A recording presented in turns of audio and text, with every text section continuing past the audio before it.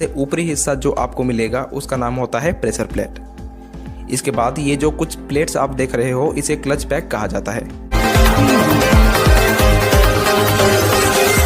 अगर हम clutch housing और इनर हब के बीच में ये काल्पनिक कनेक्टर को असेंबल करते हैं तो ये दोनों आपस में इंटरलॉक हो जाएंगे और क्रैंकशाफ्ट का पावर गियरबॉक्स होते हुए पहिया तक पहुंच पाएगी। वैसे कहा जाए तो क्लच कई प्रकार के होते हैं, पर उनमें से जो वेट मल्टीप्लेट क्लच होता है वो भारत में ज़्यादातर मोटरसाइकिल्स में पाया जाता है। आज की इस वीडियो में हम इस चीज़ को स्टेप बाय स्टेप डिटेल में समझने वाले हैं कि इस वीडियो को देखने के बाद आपके मन से क्लच को लेकर सारे डाउट्स दूर हो जाएंगे, तो वीडियो को अंत तक जरूर देखना। ये क्लच एक मैकेनिकल डिवाइस होता है जिसका इस्तेमाल गाड़ियों में इंजन को ट्रांसमिशन सिस्टम से जोड़ने और अलग करने के लिए किया जाता है। क्लच इंजन की पावर को फ्रिक्शन की मदद से गियरबॉक्स होते हुए पहियों तक ट्रांसफर करता है। ये दोनों प्लेट्स, फ्रिक्शन प्लेट और स्टील प्लेट, क्लच के अंदर एक महत्वपूर्ण भूमिका निभाते हैं। जब आप क्लच लीवर को दबाते हो तब फ्रिक्शन प्लेट्स और स्टील प्लेट्स के बीच गैप बन जाता है, जिसकी वजह से क्रैंकशाफ्ट से गियरबॉक्स तक पावर ट्रांसमिशन रुक जाता है। इस कंडीशन को जनरली क्लच का डिसएंगेज पोजीशन कहा जाता है। आइए अभी ये जानते हैं इंजन में क्लच का ज़रूरत क्यों है। क्या होगा अगर इंजन से क्लच को निकालकर क्रैंकशाफ्ट का कनेक्शन डायरेक्टली गियरबॉक्स के साथ कर दिया जाए तो। इसके अलावा गियर शिफ्ट करते समय गियर स्मूथली चेंज नहीं हो पाएंगे और गियर चेंज करते समय गियरबॉक्स से नॉइज आएगा, खास करके डाउन शिफ्टिंग करते समय। इसके साथ गियरबॉक्स के अंदर टूट फूट होने का संभावना भी होता है। मोटा मोटा कहा जाए तो अलग अलग राइडिंग कंडीशन में इंजन को बिना बंद किए गाड़ी को रोकने के लिए इंजन में क्लच का होना बेहद जरूरी है।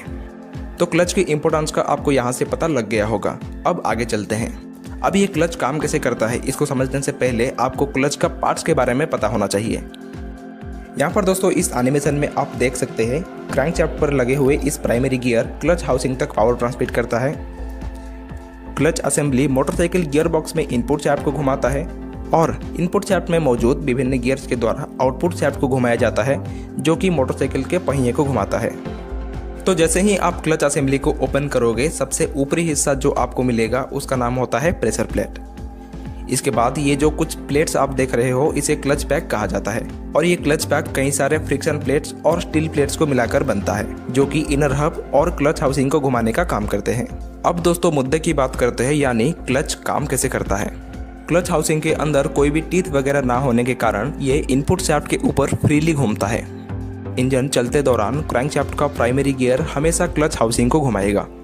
यहाँ पर ध्यान रखें, क्रैंकशाफ्ट सिर्फ क्लच हाउसिंग को ही घुमाएगा, इनपुट शाफ्ट को नहीं। अब ये जो इनर हब आप देख रहे हो ये गियरबॉक्स के इनपुट शाफ्ट से जुड़ा होता है। अगर हम इनर हब को घुमाते हैं तो ये इनपुट शाफ्ट को भी घुमाएगा और ये इनपुट शाफ्ट गियरबॉक्स के आउटपुट शाफ्ट को घुमाएगी और इस आउटपुट शाफ्ट से पावर चेन के मदद से सीधा पहिया तक जाएगी। अगर हमें इंजन की पावर को क्रैंकशाफ्ट से गियरबॉक्स तक भेजना है तो ये क्लच हाउसिंग और इनर हब को एक साथ घुमाना होगा। इन दोनों को एक साथ घुमाने के लिए हम एक काल्पनिक कनेक्टर का उपयोग करते हैं, जिसका भीतरी हिस्सा और बाहरी हिस्सा में टीथ बने हुए हैं। अब यहाँ पर भीतरी हिस्सा में जो टीथ है वो मेश हो जाएगा इनर हब के साथ और बाहरी हिस्सा में जो टीथ है वो क्लच हाउसिंग के साथ मेश हो जाएगा। अगर हम क्लच हाउसिंग और इनर हब के बीच में ये काल्पनिक कनेक्टर को असेंबल करते हैं तो ये दोनों आपस में इंटरलॉक हो जाएंगे और क्रैंकशाफ्ट का पावर गियरबॉक्स होते हुए पहिया तक पहुंच पाएगी। और अगर हम इस काल्पनिक कनेक्टर को हटा देते हैं तो क्लच हाउसिंग और इनर हब स्वतंत्र हो जाएंगे और क्रैंकशाफ्ट और गियरबॉक्स के बीच में पावर ट्रांसमिशन रुक जाएगी। लेकिन इस कनेक्टर को उपयोग करने में एक समस्या है। जब कनेक्टर को बाहर निकाल दिया जाता है तो मोटरसाइकिल की पहिया इनर्शिया के कारण इनर हब को घुमाएगा और हमारा इंजन का क्रैंकशाफ्ट क्लच हाउसिंग को घुमाएगा। अब इनर हब और क्लच हाउसिंग इन दोनों का घूमने की रफ्तार अलग अलग हो जाएगी। अब क्योंकि ये दोनों अलग अलग रफ्तार पर घूम रहे हैं, अभी क्लच हाउसिंग और इनर हब को इंटरलॉक करने के लिए हमारा काल्पनिक कनेक्टर को दो अलग अलग रफ्तार पर घूमना होगा, जो कि प्रैक्टिकली असंभव है। इसीलिए क्लच कनेक्टर के जगह पर क्लच पैक का उपयोग किया जाता है। क्लच पैक में कई सारे फ्रिक्शन प्लेट्स और स्टील प्लेट्स होते हैं जो कि कनेक्टर के रूप में काम कर सकते हैं। अब आसानी से समझने के लिए आइए हम इनमें से दो प्लेट को उदाहरण के रूप में लेते हैं। इन दोनों में से ये जो प्लेट आप देख रहे हो ये होता है फ्रिक्शन प्लेट और ये होता है स्टील प्लेट। अब ये जो फ्रिक्शन प्लेट है जिसका टीथ बाहर की तरफ है वो क्लच हाउसिंग के अंदर मैश हो जाएगा और ये क्लच हाउसिंग के साथ घूमने लगेगा। स्टील प्लेट का टीथ अंदर की तरफ है जो कि इनर हब के साथ मैच हो जाएगा और इनर हब के साथ घूमने लगेगा। अब गौर से देखना, अगर हम ये दोनों प्लेट के ऊपर उचित प्रेशर लगाकर दबाते हैं तो जैसे ही ये दोनों एक दूसरे के कांटेक्ट में आएंगे, इनके बीच फ्रिक्शन पैदा होगा और ये हमारा काल्पनिक कनेक्टर की तरह काम करने लगेंगे। और अगर हम क्लच हाउसिंग को घुमाएंगे तो इनर हब भी घूमेगा, जिससे पावर गियरबॉक्स होते हुए पहिया तक पहुंचेगा। अगर हम प्लेटों पर दी गई प्रेशर को रिलीज करते हैं, ये प्लेट्स स्वतंत्र हो जाते हैं और हमारा पावर ट्रांसफ़र बंद हो जाता है। क्लच असेंबली को मजबूती देने के लिए और क्लच के अंदर सरफेस एरिया बढ़ाने के लिए, फ्रिक्शन बढ़ाने के लिए यहाँ पर कई सारे फ्रिक्शन प्लेट्स और स्टील प्लेट्स का उपयोग किया जाता है। अब यहाँ पर सवाल ये उठता है, इतने सारे क्लच प्लेट को आखिर चिपका के रखेगा कौन? तो वो काम करेगी हमारा प्रेशर प्लेट।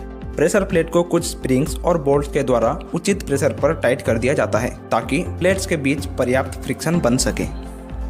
ये तो कंप्लीट हो गई हमारा क्लच असेंबली। आइए अब ये समझते हैं क्लच असेंबली को एंगेज और डिसएंगेज कैसे किया जाता है। देखिए दोस्तों, प्रेशर प्लेट को बाहर की ओर धकेलकर हम क्लच पैक पर प्रेशर को कम कर सकते हैं। ये प्रेशर को कंट्रोल करने के लिए हम एक मैकेनिज्म का उपयोग करते हैं। गियर चेंज करते दौरान जैसे ही आप क्लच लीवर को दबाते हो तो ये केबल इस एक्चुएटर आर्म को घुमाता है। ये एक्चुएटर आर्म पुश रॉड को आगे की तरफ धकेलता है और ये पुश रॉड प्रेशर प्लेट को धकेलकर क्लच पैक के ऊपर स्प्रिंग फोर्स को कम कर देता है, जिसके कारण क्लच डिसएंगेज हो पाता है और आप स्मूथली गियर चेंज कर पाते हो। और से ही आप क्लच लीवर को धीरे धीरे रिलीज करते हो तो ये पुश रॉड पीछे की तरफ हटने लगता है और ये स्प्रिंग फोर्स प्रेशर प्लेट को अपनी तरफ खींच लेता है, जिससे क्लच असेंबली फिर से इकट्ठी हो जाती है और आपकी गाड़ी स्मूथली आगे बढ़ने लगता है।